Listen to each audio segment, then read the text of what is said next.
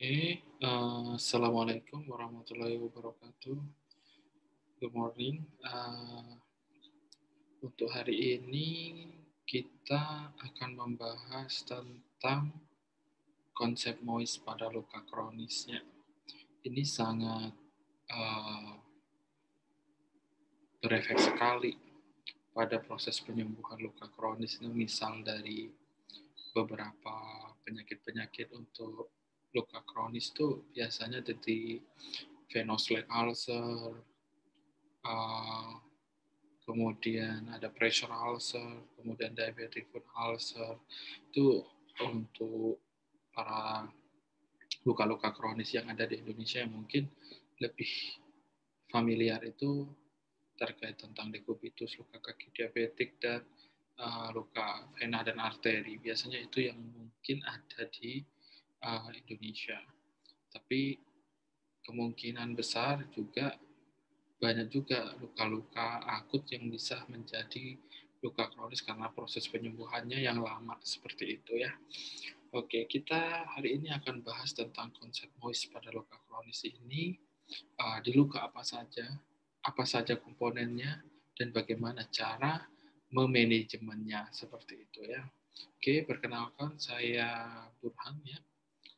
Saya lecturer nursing anestesi dari Universitas Harapan Bangsa. Saya juga di sini sebagai enterostomal terapis, wound care nurse, konsultan di bagian luka di beberapa instansi ya, dan praktik mandiri, dan saya merupakan jebolan dari surgical medical nursing-nya, fokus di skin. Oke. Kita lanjut ya. Disclaimer ya, untuk permission. Apa yang saya isikan di dalam slide saya ini adalah para pendapat dari para peneliti dan belum tentu mencerminkan pendapat dari beberapa afiliasi ya, dan lembaga yang ada di saat ini atau beberapa organisasi di dunia. Peneliti hanya untuk diskusi ilmiah dan tidak direkomendasikan untuk rekomendasi best practice-nya. Ya, best practice dalam melalui konsensus. Jika gambar orang yang disajikan ada di dalam slide ini atau pasiennya, ini sudah mendapatkan izin ya, sudah mendapatkan izin dari pasien terkait privasi dan undang-undang di Indonesia-nya itu sendiri. Oke, untuk background-nya sendiri ya, Bapak Ibu ya, kalau kita lihat di sini, luka yang belum sembuh setelah periode 8 minggu itu disebut dengan namanya luka kronis. Tapi itu adalah teori, ya, teori yang memang mendasari dari luka kronis tersebut. Tapi ada luka kronis yang persisten seperti luka kaki diabetik. Kemudian ada luka venous ulcer, kemudian neuropatik diabetik, ya. Kemudian pressure ulcer ya, mau stage 2, stage 3 dan 4 ya. Itu masuk di luka kronis juga, tapi dia persisten. Kemudian dari beberapa studi ya yang sudah di meta-analisis, 17 studi menunjukkan ya prevalensi gabungan 2,1 per 1000 populasi di dunia itu terjadi luka kaki diabetes di 9 studi ya dari berbagai negara. Prevalensinya diperkirakan 1,51 per 1000 populasi di dunia. 2000 sampai 2017 itu masih ada. Dan terus akan update untuk datanya seperti itu. Kemudian prevalensinya itu totalnya adalah 86.631 usia dari 18 tahun sampai 80 tahun. Ya, ini dari Laura Martinegro 2018. Etnis Cina dan Melayu menempati 15% dari populasi yang terjadi luka kronis ya. Sedangkan India 9%-nya.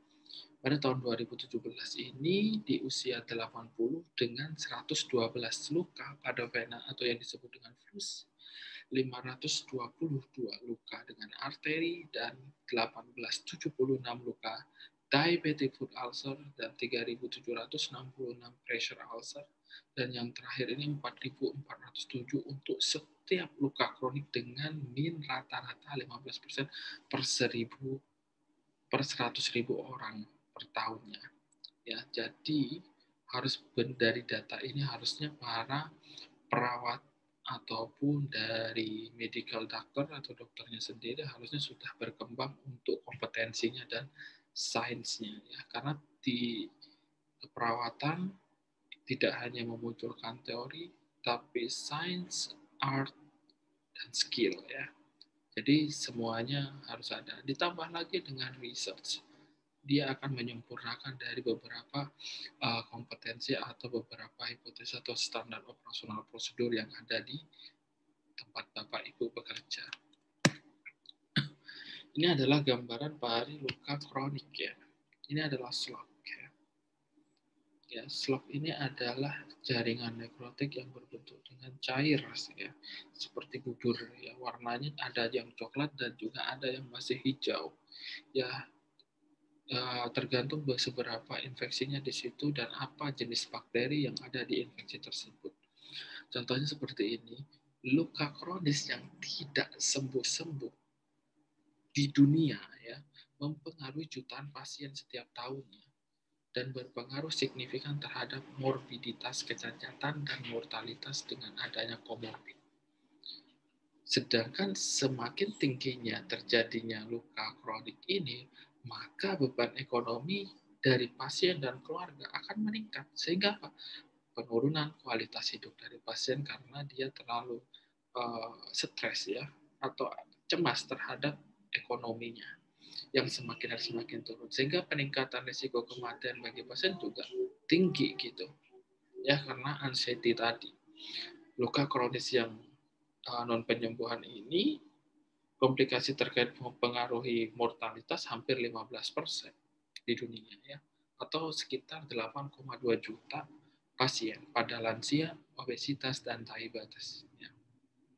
Ini menurut saya dan teman-temannya 2019.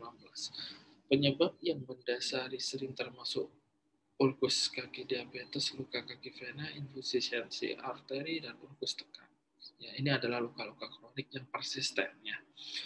Ada juga luka akut yang bisa menjadi terjadinya luka akut seperti itu, ya Bapak Ibu. Bisa saja terjadi ketika 8 minggu dia tidak sembuh. Sebenarnya luka dengan konsep Mauji ini bukan hal yang baru, ya Bapak Ibu, tapi sudah ada tahun 1962, cuman masuk di Indonesia itu pada era tahun 2000, sehingga dan juga beberapa instansi itu belum memakai, ya, konsep ini karena mungkin terkait policy dari instansinya itu sendiri. Ini contohnya luka kronisnya. Ya. Kita lihat, ya, luka kronis nih ada eritema, ya, ada nekrotiknya juga, ada infeksinya juga. Ini seperti inilah tampak, ya, wound base-nya, observasinya dari lukanya itu seperti ini jika kita melakukan dengan observasi. Dan ini sangat bisa merambat, ya, memperluas dari infeksinya itu sendiri jika tidak tertangani dengan baik. Luka klasifikasikan sebagai kronis sejak awal, ya, tentunya dengan penyakit-penyakit PAD, ya, peripheral artery disease, yang terjadi gangguan pada sirkulasi makro ataupun mikrosirkulasi yang berhubungan langsung dengan sistem vaskuler, ya. Dan ini sangat berakibat, ya, dari nutrisi, oksigen, kemudian H2, kemudian O2, nutrisi, kemudian fibroblast dan protein, kolagen itu saling berkesinambungan di perifer ini. Nyeri pun di parasimpatis pun bisa terjadi, sehingga apa? Saraf simpatisnya terlalu tinggi ketika vaskuler nutrisi tidak sampai di perifer, gitu, ya. Sehingga apa? Nyeri juga pada pasien dengan PAD. Kemudian valves atau venous leg ulcer ini sama dengan terjadinya penyakit arteri perifer. Bedanya kalau PAD lebih ke arterial, kalau flus dia lebih ke superficial atau lebih ke perifer, ya. Biasanya ditandai dengan adanya luka-luka seperti selulitis, ya. Kemudian pressure ulcer ini kalau kita lihat patofisiologinya kekurangan oksigen dan nutrisi pada jaringan perifer dengan adanya tekanan ya di bagian tekanannya itu hebat. Kita akan mempelajari itu nanti di belakang ya, tekanannya di mana saja. Kemudian pengobatan luka kronis ini merupakan penyakit yang mendasari sehingga beberapa perawat atau dokter yang akan melakukan perawatan ya, akan melakukan perawatan itu harus tahu dasar-dasar patofisiologi dari luka ya, baik itu di peripheral artery disease, diabetic foot ulcer, diabetic foot infection, diabetic osteomyelitis, ya, venous leg ulcer, lower extremity wound, kemudian pressure ulcer, ya, itu harus paham tuh dari mana patofisiologinya bisa muncul luka ini. Ketika tahu patofisiologinya, maka dia akan bisa mendapatkan kesimpulan atau manajemen berikutnya. Apa manajemennya? Contohnya seperti ini. Oh, terjadi luka perifer ya, perifer artery disease. Apa patofisiologinya? Karena nutrisi dan O2 terjadi gangguan. Atau yang pertama adalah terjadinya penekanan vikositas pada vaskuler di kaki karena adanya gula darah yang kental di vaskuler. Dia menyebabkan tekanan pada vaskuler sehingga apa? Nutrisi O2 terjebak di situ, tidak sampai ke jaringan perifer ya. Sehingga apa? Di ujung sana perifer itu dia tidak mendapatkan nutrisinya sehingga apa? Kematian jaringan, kematian sel-sel sehingga apa? Nekrotik tuh. Nah, terus bagaimana caranya ketika tahu patofisiologinya? Dari tahu patofisiologinya Anda bisa mengobati, oh ini karena vaskulernya, karena gula darahnya kental ya, karena GDS-nya tinggi, maka insulin masuk untuk menurunkan dari insulin gula darah dari pasien itu sendiri. Sehingga apa? Vaskuler mikrosirkulasinya lancar, nutrisinya itu sampai pada perifer sehingga jaringan dan sel-sel mendapatkan nutrisi untuk melakukan granulisasi, angiogenesis, pembentukan keratin dan yang lain-lainnya itu ada pada saat itu. Itulah gunanya untuk mempelajari patofisiologi dari suatu penyakit. Kemudian ya, beberapa faktor yang relevan ini pada saat yang sama sebagian besar pasien harus menerima intervensi luka ya, untuk mekanisme berbagai fase penyembuhan luka. Kenapa harus MOIS? Jawabannya nanti di belakang. Ini adalah penemunya ya, Moise Wound Healing atau yang disebut dengan George de Winter 1962. Sebenarnya Moise Wound Healing itu adalah mempertahankan luka tetap terjaga kelembapannya untuk memfasilitasi penyembuhan luka. Kenapa? Pada saat dia lembab, proses dari pemecahan protein, albumin, kolagen, fibrin ya, sampai dia angiogenesis terus mengaktifkan dari berbagai sel fibroblast yang sampai menjadi sel keratonin ya, keratin. Dia naik ke atas bermigrasi. Dia dibutuhkanlah suasana wound base-nya itu yang moist ya. Banyak sekali mekanismenya, plasmanya yang terjadi ketika saat moist itu. Dan ketika saat kering akan sangat berbeda yang terjadi. Jadi, artinya adalah dia akan memfasilitasi terjadinya proses healing atau proses penyembuhan luka. Apalagi saat lukanya kronis ya, dengan adanya nekrotik 100% atau unstageable. Ya, moist wound healing ini seperti dengan cara occlusive dressing atau semi tertutup ya. Di beberapa studi mengatakan ya, salah satu adalah Junker et al. MOIS ini 3 kali cepat ya daripada penyembuhan luka yang sangat kering gitu, yang kering, dry ya. Itu sangat berlawanan sekali. Jadi memang betul-betul dari beberapa studi meta-analisis pun juga mengatakan saat MOIS itu proses penyembuhan lukanya lebih cepat ya. Baik itu secara biomolekuler ataupun bio sel ya, kita lihat di sana. Kemudian penyembuhan balut luka ini dikembangkan seperti sekarang hidrogel, trokoloid, alginat, hydrofiber, silver, dan yang lain-lain. Untuk apa?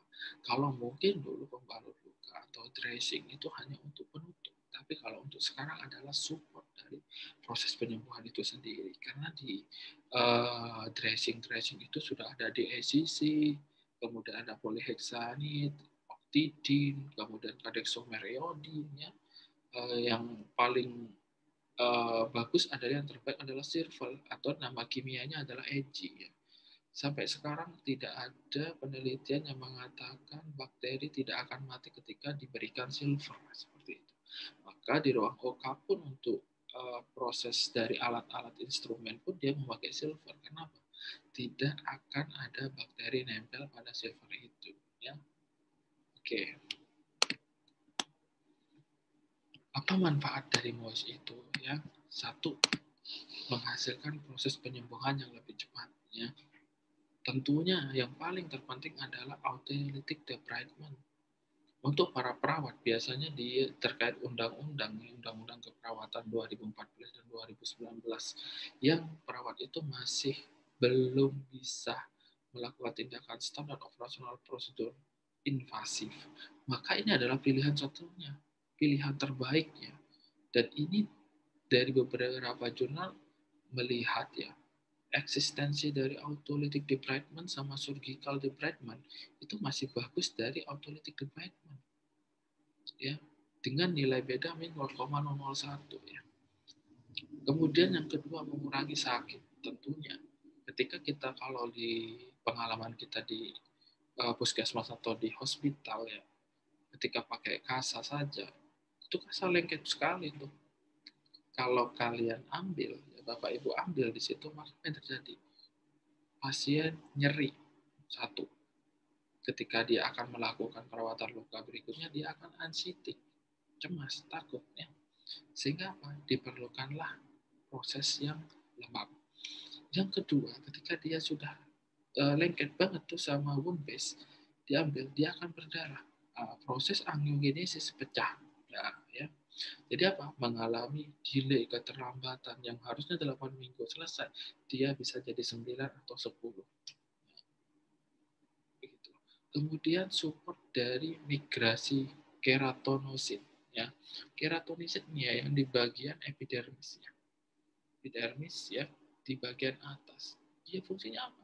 Pembentukan sel, ya. Ketika si keratinosit ini akan bergabung, maka di atasnya akan lebih cepat proses epitelisasi.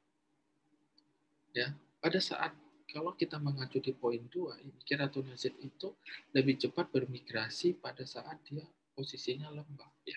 Dia akan lebih cepat, ya, untuk bermigrasinya, mungkin karena dia ada support dari cairan yang ada di bone base-nya. Kemudian ada sintesis kolagen. Kalau kita melihat dari proses penyembuhan luka, angiogenesis dan fibroblas, itu perlu sekali ya sintesis kolagen ini.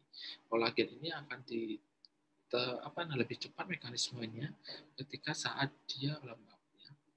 Kemudian faktor penyembuhan yang lainnya bisa diminimalkan. Gitu. Ya. Yang kedua, ini adalah kita lihat ya di sini ya. Debridement, autolytic debridement difasilitasi. Ya. Jadi dengan adanya lembab, nekrotik yang keras itu lebih cepat untuk melunakkannya. Sehingga apa? Ketika kita melakukan nekrotik, ya, itu lebih cepat, ya. Tapi mungkin kalau di tempat rumah sakit langsung dilakukan dengan minor operasi, ya. Ya sebenarnya itu juga debridement, tapi debridement-nya di ruang OK, ya. Mungkin lebih konsepnya lebih biasanya lebih ke luka diabetik neuropati, ya, atau yang disebut dengan kalau orang awam itu bilangnya diabetes kering kayak gitu, ya. Bedanya kalau diabetes kering itu lebih ke neuropati, kalau luka yang lebih ke basah itu adalah luka karena vaskulopati. Nah, vaskulopati contohnya ada selulitis, venous ulcer, sedangkan untuk yang kering biasanya diabetik neuropati, polyneuropati seperti itu. Jadi kering, ya. Kemudian dia menghitam di bagian ujung-ujungnya. Sedangkan untuk yang vaskuler biasanya dia lubang di kaki-kakinya, ya, di pedisnya. Itu contohnya. Kemudian mengurangi insiden infeksi. Tentunya pada saat luka lembab ini mengurangi kemungkinan infeksi dengan menciptakan lingkungan yang hipoksia. Jadi untuk bakteri-bakteri aerob, dia akan kekurangan oksigen tuh. Sehingga apa? pH di wound base-nya turun ya. Sehingga proses penyembuhannya lebih cepat. Tapi tidak hanya itu juga, di mengurangi insiden infeksi luka pada saat dia eksternal ya.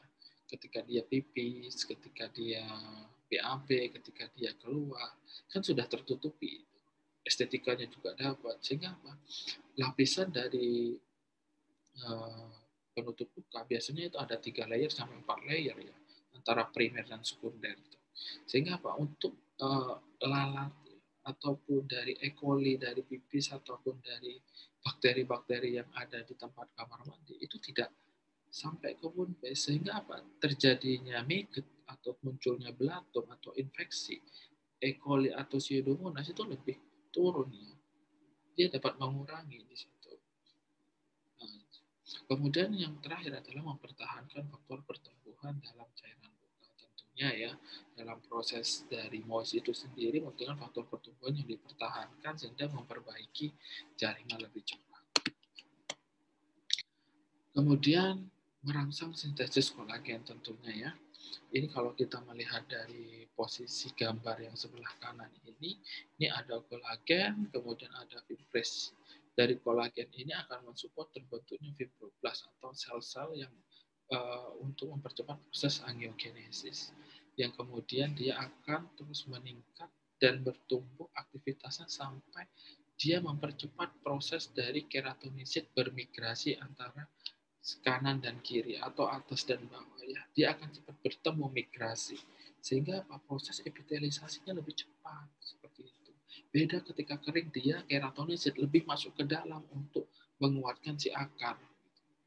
Dan pada saat lengkap dia akan lebih cepat.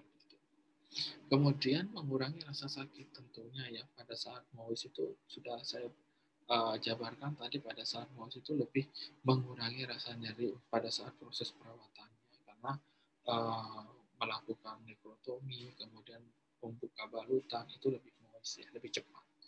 Kemudian yang terakhir mengurangi bekas luka karena memang dari beberapa luka itu ada yang sekar ya, berbekas, dan itu kalau yang konsepnya kering dia biasanya agak putih ya kalau dia sembuh. Tapi ketika saat dia melakukannya dengan mus, dia agak menyamarkan ya, tapi tetap akan ada beda, tapi dia akan menyamar ya, samar dengan kulit yang benar-benar sehat seperti itu. Dan dia lebih efisien gitu untuk meningkatkan pembentukan kulit yang lebih merata. Nih, bagaimana sih versusnya antara lembab dan kering di sini ya? Moist dan kering ini sebenarnya sama-sama ya dibutuhkan. Bukannya moist itu lebih harus hyper moist, tidak ya. Jadi moist itu adalah mendekati suhu tubuh normal seperti itu ya. Jadi tidak hyper moist dan tidak terlalu triring gitu ya, tidak terlalu kering. Pada saat moist dia akan proses penyembuhannya lebih cepat. Tapi ketika dia hypermoist, umpamanya luka dengan diabetik neuropati, Anda tambahkan hidrogel. Ketika Anda tambah hidrogel, maka menjadi hypermoist. Ketika hypermoist, di situ akan terjadi maserasi. Kemudian juga akan terjadi perluasan dari size luka.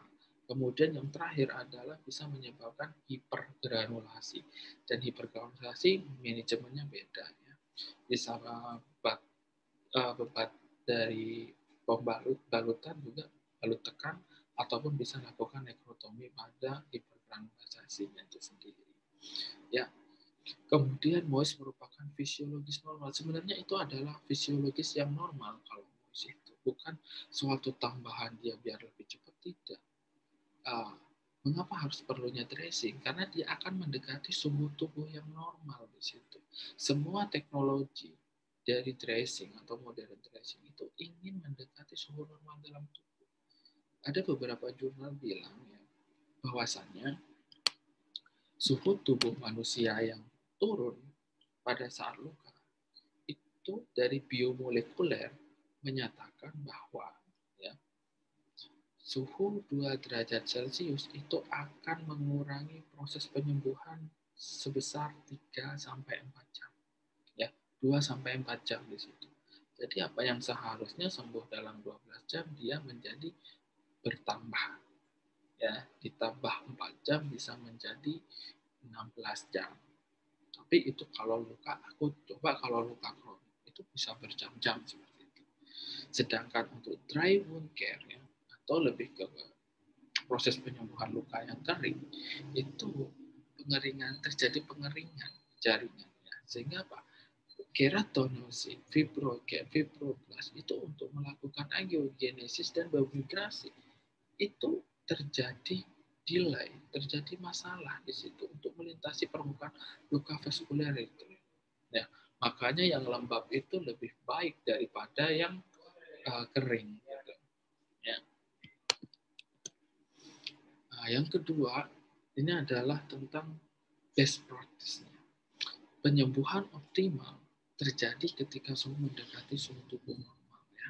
Kenapa? Dari proses tadi, dari albumin, protein yang menjadi kolagen, menjadi fibroblast yang akan mensupport terjadinya benang-benang fibrin yang kemudian dikembangkan menjadi proses angiogenesis sehingga membentuklah sebuah jaringan-jaringan baru dan kapiler baru yang membentuk jaringan di atasnya.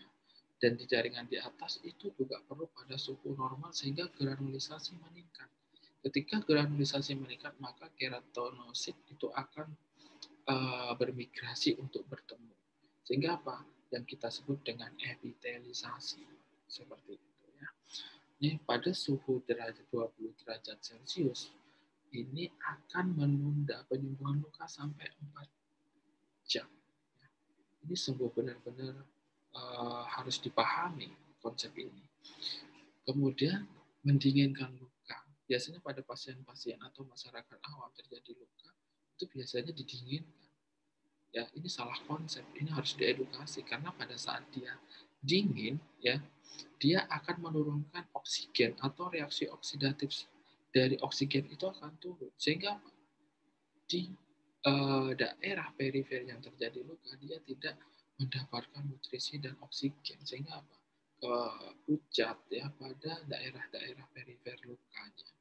Ya, ini harus bisa membedakan antara luka yang pucat dengan luka yang sehat ya seperti apa. Yang sehat dia seperti buah semangka, sedangkan yang belum bagus itu adalah seperti putih dengan pucat. Ya. Gitu. Luka yang tidak tertutup ini menyebabkan risiko tentunya ya faktor eksternal dan internal dari bakteri ini benar-benar sangat perlu dilakukan manajemen infection control ya. Ada beberapa yang bertanya kepada saya waktu itu, apakah infeksi itu nggak bisa ada pada luka? Tidak akan pernah ada ya. Tidak akan pernah tidak ada itu yang namanya bakteri di luka. Kenapa? Makanannya dari si bakteri itu adalah di wound base-nya, ya, nekrotik itu maka akan selalu ada. Pertama akan berbentuk biofilm yang dia akan berkolonisasi di sana, ya, sehingga dia akan terus ketika dia tidak dilakukan manajemen infection control pada si wound base dia akan terus menerus berkembang biak dan berkoloni sampai terjadinya kontaminasi kolonisasi. Kemudian menjadi kritikal kolonisasi yang akhirnya akan terjadi adalah infeksi sistemik. Sehingga apa? Manajemen infection control pada luka itu dilakukan pada saat apa? Pada saat masa inflamasi sampai ke maturasi itu benar-benar tetap dijalankan. Ya. Karena pada saat inflamasi itu juga terjadinya adanya bakteri, pada saat dia proliferasi itu yang sangat panjang itu juga akan terjadi proses dari si bakteri itu, baik itu Pseudomonas atau E. coli itu tetap ada di samping, maka perlu dilakukan manajemen infection control pada luka itu. Sehingga apa? Proses maturalisasi dia lebih cepat. Kemudian kita masuk ke konsep moist to moist from the time concept. Nah, ya, ini adalah fondasi dasar bagi kedokteran atau yang keperawatan untuk melakukan konsep moist ya pada luka ya. Saya di sini sebut ada dokter, ada perawat ya. Kenapa? Karena proses untuk wound care ini tidak juga dilakukan hanya dari keperawatan saja, tapi kedokteran juga sekarang sudah memperhatikannya dari beberapa instansi. Jadi ini juga perlu diterapkan oleh kedokteran atau keperawatan dalam melakukan proses luka ya, perawatan luka. Ini adalah time concept ya. Time concept itu adalah konsep yang dulu dilakukan oleh berbagai tenaga medis ya, baik itu secara interprofesional dan interpersonal itu juga bisa ya, untuk meningkatkan kompetensi dan meningkatkan dari quality of life dari pasien itu sendiri. Modifikasi time ini adalah MOIST ya, konsep yang diawali dengan epidermis dengan margin ya, dan terdiri dari konsep yang beberapa berbeda yang ditujukan untuk persiapan dasarnya dari reepitelisasi seperti debridement ataupun skin graft dari kedokteran. Itu sangat perlu. Atau yang sekarang lagi ngetrend itu adalah metode flap ya, atau flap ya, yang mengambil sedikit kulit dari mungkin dari betis ataupun dari bokongnya ataupun dari paha, diflapkan terus ditutupkan ya setelah dilakukan debridement secara mayor di ruang operasi. Itu bisa dilakukan langsung ditempel. Dan beberapa mengatakan ya dari studi meta analisis ada yang bagus, ada juga yang gagal seperti itu. Mungkin juga perlu dilihat di sana prosesnya itu sudah benar atau tidak. Kemudian dalam konsep MOICT konsep ini adalah E. E di sini diganti dengan huruf O. Epitelisasi edge ini diganti dengan oksigen terapi. Kalau kita melihat dari patofisiologi dari beberapa persisten dari luka kronis ya, mereka rata-rata juga di bagian vaskulernya, sehingga apa? Oksigen juga di sana harus perlu masuk. Karena ketika kita melihat fibroblast ya, itu sangat berkaitan sekali dengan nutrisi H2O2 itu sangat berkaitan sekali dalam proses di plasmanya itu sendiri. Ya, dia lebih cepat. Sehingga apa? Di perifer ujung sana yang di bagian jaringan dia bisa mendapatkan oksigennya. Sehingga apa? Ketika oksigennya masuk, maka kematian jaringan bisa diturunkan ya, atau dicegah seperti itu. Sedangkan huruf S di sini adalah pengobatan baru terapi atau adjuvan ya. Bisa dengan menggunakan seperti terapi modalitasnya atau terapi-terapi tambahan seperti hyperbaric, oksigen terapi atau hemoglobin spray yang berdasarkan O2 seperti itu bisa ditingkatkan seperti itu untuk apa? Mensupport terjadinya proses wound healing. Dan ini adalah konsep dari key point. Key point-nya di sini adalah ya development management wound chronic MOIS ya. Ini sangat perlu oleh perawat menjadikan sebagai pondasi dasarnya. Kenapa? Ini adalah protokol atau standar operasional prosedur yang bisa digunakan oleh perawat atau dokter di rumah sakitnya masing-masing. Ya. Contohnya yang pertama adalah moisture balance, dry wounds gels. Ketika pada saat ada lukanya itu kering atau diabetic neuropathy, maka apa pilihannya adalah gels. Why gitu ya? Kenapa harus pakai gel? Kenapa? Karena untuk melunakkan dari si jaringan tersebut. Ya. Jaringan tersebut ketika sudah lunak, maka bisa dilakukan nekrotomi pada perawatan setelahnya. Kemudian untuk moistnya, ya, moistnya di sini bisa pakai alginat. Ya. Alginat itu sendiri bisa mempercepat proses dari granulasi. Granulasinya lebih cepat, kemudian alginatnya juga bisa membuat hemostasis pada jika adanya perdarahan. Dan alginat ini biasanya bisa sangat sering digunakan pada konsep malignant wound ya, atau luka kanker yang sering ketika kita geser sedikit pakai kasar dia sudah berdarah. Kemudian hydrofibers ya. Hydrofiber ini benar-benar sangat diperlukan pada proses-proses manajemen luka yang eksudatnya tinggi. Sehingga apa? Proses penyerapannya lebih baik gitu. Nah, ketika dia lebih baik, maka maserasi dan proses dengan size lukanya itu membesar ya, itu bisa direndahkan atau dicegah seperti itu. Foam juga bisa ya. Foam bisa ada yang pakai polynutrient yang bisa menyerap kemudian mengeluarkan melalui pori-porinya. Ini sangat luar biasa ya teknologi modern dressing sekarang itu. Kemudian super sorbers ya. Super sorbers ini adalah sama seperti dengan yang lainnya. Yang paling penting di sini adalah untuk keperawatan dan untuk kedokteran adalah oxygen balance ya, di moist, hemoglobin spray, hyperbaric oxygenation, normobaric oxygenation. Ini benar-benar harus dipahami konsepnya. Kapan saat menggunakan hemoglobin spray dan pada saat apa dilakukan hyperbaric oxygenation ya. Hemoglobin spray hanya digunakan pada saat pasien dengan luka kronis stadium 2. Tidak boleh digunakan pada stadium 3. Karena apa? Hemoglobin spray akan langsung mensupport terjadinya granulasi. Ya. Karena dia berbentuknya adalah hemoglobin. Ya. Hyperbaric oxygen therapy ini juga perlu. Karena apa? Luka kronik itu perlu asupan oksigen dan nutrisi yang cukup. Ada beberapa jurnal mengatakan ya juga menunjukkan hasil bahwasanya dengan hyperbaric oxygen terapi ini pasien benar-benar sembuh dengan luka kankernya ya. Mungkin bisa di searching ya nanti untuk jurnalnya saya taruh di link deskripsi. Kemudian non-baric oxygenation ya, ini perlu banget. Dan poin yang ketiga adalah yang sangat penting adalah infection control. Baik itu kedokteran dan keperawatan harus benar-benar melihat ya, mengontrol terjadinya infeksi pada luka dari inflamasi sampai ke maturasinya. Dia butuh dikontrol infeksinya. Ya. Biasanya dengan apa? Antiseptik, polyhexanid dan octadine.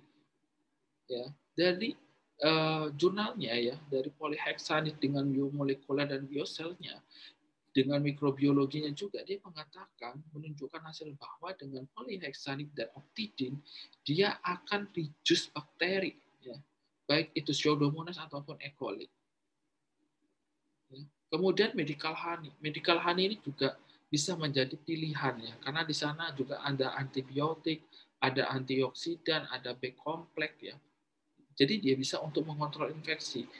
Ya, apalagi dengan medical honey yang sudah mungkin dikombinasikan dengan silver, EG dan yang lain-lainnya. Itu akan tinggi ya khasiat dan memaksimalkan dari si dressing tadi untuk infection control. DACC itu reduce bakteri sekali ya. Biasanya ada di hidrokorloid. Dan yang paling bagus adalah ketika Anda mempunyai atau bertemu dengan luka kronik adalah memakai dengan namanya silver. Jika terjadi resisten antibiotik, ya bisa digunakan di situ. Kemudian adalah support. Ini yang sering para perawat lupakan ya. Support ini ya, inflammatory mediator, hyaluronic acid, ya pH, growth factor ya dari nutrisi, inflammatory ya. Jika demam juga diturunkan, kemudian hyaluronic acid dan pH-nya juga dinormalkan, sehingga apa? Growth faktornya juga harus dikontrol seperti itu. Ya, tidak hanya itu. Kemudian tisu manajemennya adalah wound cleansing. Ya, jadi Anda harus menguasai cara melakukan wound cleansing ya, pakai normal salin, pakai ringer solution, persevered solution ya, baik itu secara irrigation, baik itu secara hydropressure, ya boleh sekali dilakukan. Debridement-nya bisa Anda pilih sendiri ya untuk melakukan debridement.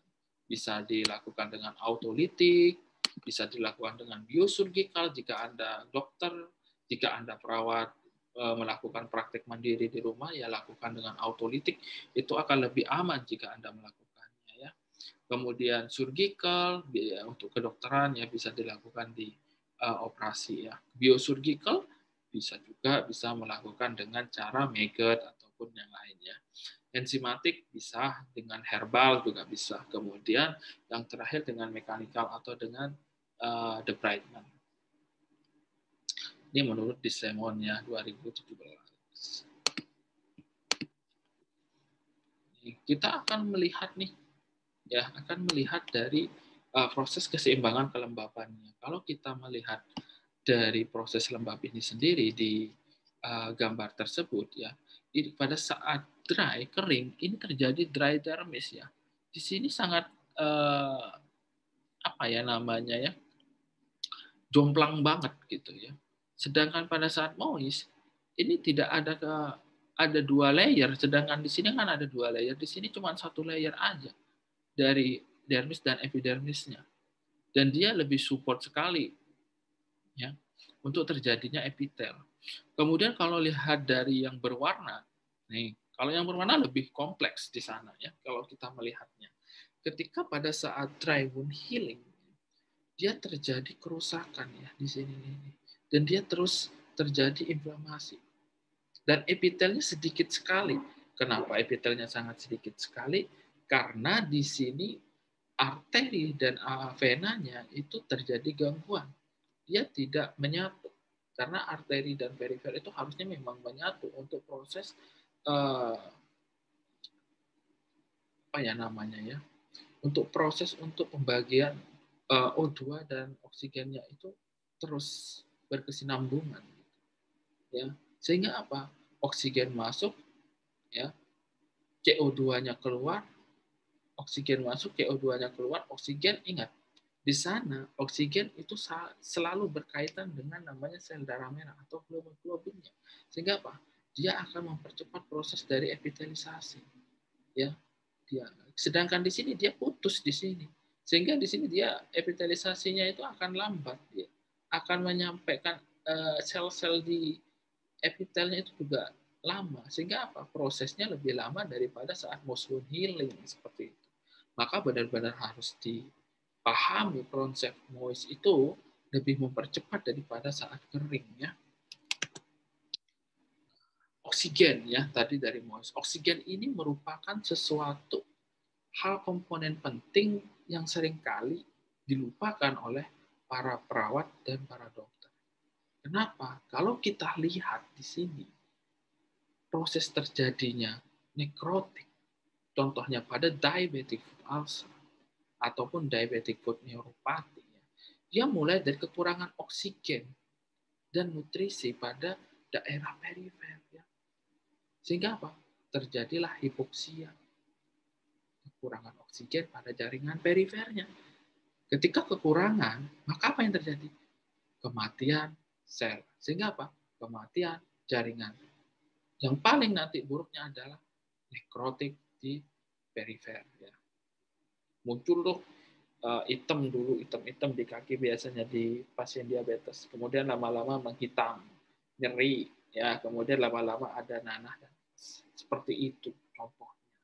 Kalau kita melihat dari proses penyembuhannya ini ya, atau dengan neutrofil dan monosit, ini kita melihat kolagen, keratinosit, fibroblast, endothel cell ini sangat berhubungan sekali dengan H2O2 di plasma. Maka apa? Bagi perawat dan dokter itu juga harus perlu ya, itu juga harus perlu untuk memperhatikan kebutuhan oksigen pada proses penyembuhan luka. Karena di sini sangat dibutuhkan sekali ya. Fibroblast juga butuh H2O2, kolagen juga butuh H2O2. Ya, keratinosit untuk proses terjadinya epitelisasi itu juga sangat diperlukan. Sehingga apa? Ini adalah komponen penting. Melihat dari patofisiologi, melihat dari proses penyembuhan luka, dilihat dari biomolekuler dan bioselnya, dia juga saling berkaitan untuk proses peningkatan dari wound healing atau proses penyembuhan luka. Seperti itu. Kemudian untuk pengendalian infeksi ini menurut International Wound Infection Institute ya benar-benar bisa dilakukan dan dimanajemen pada saat dia dari inflamasi sampai ke maturasi ya.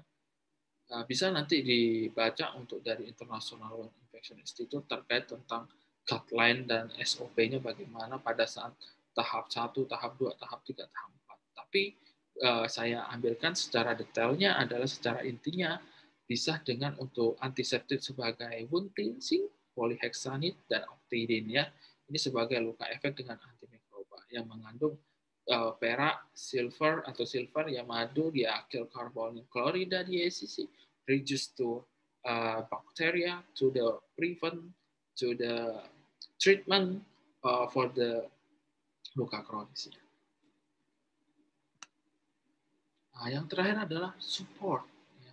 Support ini yang sangat sering dilupakan oleh para perawat atau tenaga medis. Support ini sangat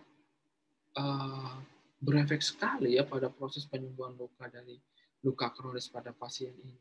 Tidak hanya melalui pH-nya, stresnya, kemudian faktor penyembuhan lukanya, juga semuanya saling berkaitan. Ada sebuah jurnal mengatakan efek dari family support atau dari dukungan dari sosial itu bisa berdampak 15% dari proses penyembuhan luka. Makanya muncullah metode proses perawatan luka dengan metode timers, ya. Tissue management, infection control, moisture balance, ya, epithelialisasi aja, rehabilitation, kemudian sosial, ya, sosial dan dukungan gitu ya. Jadi benar-benar didukung seperti itu. Sehingga apa? Proses dari faktor-faktor yang mempengaruhi proses penyembuhan luka itu tidak sedikit sekali. Kenapa? Ketika sedikit sekali dia akan lebih cepat untuk proses penyembuhannya. Kita main ke evidence-based practice ya. Evidence-based practice across the clinical effectiveness analysis among moist wound healing dressing versus the traditional method in home care patient with the pressure ulcers. The population, the group intervention, the 47 sample, control group, the 48. Ya, intervensinya adalah konsep moist pada fase luka pressure ulcer di stadium 3 dan 4. Ya, desainnya RCT, randomized control trial. Jadi diacak, kemudian dikontrol, kemudian di trial ya. Ini maka dari RCT ini kita melihat bahwasanya ini bukan jurnal yang sembarangan. Ini sudah terjadi, bisa divalidasi, ini sudah grade teratas ya. Komparasinya adalah konsep moist dan tradisional ya. Hasilnya di sini dikatakan ya, durasi penyembuhan luka rata-rata untuk kelompok balutan konsep moist adalah 85 hari, sedangkan dengan konsep dry itu juga sembuh atau dengan tradisi sembuh tapi dengan 121 hari. Dengan tingkat ya kevalidan dari beberapa data tadi 0,001 dengan confidence intervalnya 95%. Maka konsep moist ini bisa diaplikasikan pada proses perawatan luka untuk proses penyembuhannya. Ya. Yang kedua, evidence-based practice yang kedua adalah effects of the gelatin sponge combined with the moist wound healing nursing intervention in the treatment of the phase 3 bed sores. Populasinya ada 25 ya dan observasinya 25. Ini semiliar baselinnya ya, sama-sama 25 dengan kriteria inklusi dan eksklusi yang sudah dihomogenkan. Kemudian intervensinya gelatin sport dengan standar wound care. Ingat, gelatin sport ini adalah membuat suasana wound base di luka itu moist. Desainnya kuantitatif, observasional dengan prosesional sewaktu-waktu. Jadi dia langsung diberikan, kemudian langsung diambil datanya. Gitu. Outcome-nya, hasil penelitian menunjukkan tingkat peningkatan kelompok observasi ya di sana. Secara signifikan lebih tinggi pada kelompok kontrolnya. Ya. Sedangkan skor Brandon dan area luka tekan pada kelompok observasi secara signifikan lebih rendah dibandingkan kelompok kontrolnya. Frekuensi waktu pergantian balutannya juga di biaya rawat inap juga lebih rendah dibandingkan dengan kelompok kontrol ya. Seperti itu. Summary-nya bahwasanya spons gelatin dengan konsep moist yang dikombinasikan dengan asuhan keperawatan lembab pada proses penyembuhan luka dapat secara signifikan meningkatkan pengobatan luka di baringnya atau pressure ulcer di fase 3. Kemudian di evidence-based practice nursing yang ketiga, comparison. Ya, comparison or the negative pressure wound therapy using vacuum associated to closer with the advanced wound therapy in the treatment of diabetic foot ulcer. Ya, RCT, this intervention advanced wound therapy immunity 2 weeks, dan dengan populasi 278 ya, dengan miliar baseline yang random 139 grup dengan sudah memiliki kriteria inklusi dan eksklusi yang dihomogenkan, maka outcome-nya adalah perlakuan NPWT pada kelompok A yaitu sebesar 13,70 ya, dengan perlakuan AMWT dengan 11,53. Ini menandakan pengurangan area luka pada kedua kelompok menunjukkan penyembuhan luka lebih cepat signifikan statistik pada kelompok B dibandingkan dengan kelompok A dengan nilai beda 0,001. Kelompok B adalah AMWT, ya, sedangkan kelompok A adalah NPWT. Konsep MOIS ini menunjukkan bahwasannya lebih efektif ya AMWT daripada NPWT untuk pengelolaan ulkus kaki diabetes. Ini menunjukkan bahwasannya MOIS ini benar-benar bagus seperti itu. Kemudian yang terakhir adalah evidence-based practice nursing, the application of the MOIS dressing in wound care for the tracheostomy patients. Meta-analysis analyze population the 10 study ya, 10 jurnal dengan 1.220 sampel wound tracheostomy yang kronik ya. Intervention MOIS wound therapy, design studi meta-analisis ya, comparison standar wound care and perawatan luka lembab ya. Dari jurnal ini mengatakan ya, balutan lembab menunjukkan hasil bermanfaat bagi pasien tracheostomy, memberikan insiden infeksi dan PI atau PO ya, pressure injury dan pressure ulcer yang lebih rendah serta waktunya. Penutupan luka yang lebih pendek dan frekuensi penggantian balutannya juga lebih rendah dari proses dengan standar wound care. Summary-nya, hasil penelitian dapat menjadi opsi ya, the choice, the option of the value dan bukti bagi klinisi ya. Juga untuk efektivitas konsep lembabnya mungkin menjadi pilihan yang lebih baik untuk pasien dengan tracheostomy. Kita lihat dari proses heterogeneity, Rex biasnya, mean difference-nya dari meta-analisis comparison antara MOIS dengan standar wound care. Kita lihat ya, yang pertama di sini adalah funnel plot. Ini menunjukkan ya, dari 10 jurnal tadi, dia semiliar, dia homogen. Tidak ada perbedaan antara sampel A, sampel B, dan sampel C. Ya, atau di studi A, studi B, studi C ya, atau di 10 studi itu tadi tidak ada heterogenitinya. Dia homogen ya. Ditunjukkan dengan apa?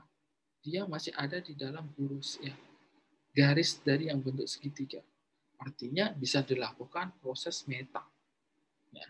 Kalau kita melihat dari metanya ini, proses dari penyembuhan luka, ya, dia menunjukkan proses penyembuhan lukanya adalah dari upper ke lower, dari lower ke upper. Itu menunjukkan 1, 2, 3 ya. 3 dari confidence interval. Kemudian dengan signifikan ya, ada yang besar, ada yang kecil. Ada beberapa yang signifikannya itu hampir nilai bedanya tinggi ya, daripada kelompok dengan comparison yang standar wound care. Ini menunjukkan apa? Adanya perbedaan misalnya. Adanya perbedaan antara MOIS dan standar wound care terhadap proses penyembuhan luka. Ya, dengan dinilai Z-nya adalah 0,001. Dengan diamond di sini menunjukkan ada proses penyembuhan luka dan ada perbedaannya sebesar 0,1. Ya. Artinya apa? Ada proses penyembuhan luka, ada pengaruh yang sangat meskipun sedikit. Ya. Kemudian dari pressure ulcer ya, menunjukkan ada tiga studi yang menunjukkan proses wound healing dari pressure ulcer ya. Ini menunjukkan ada di sini adalah size signifikannya besar ya. Kalau kita lihat di sini 0,851,9%, 47,2% dengan effect size-nya. Dengan upper lower-nya itu adalah 1 ya.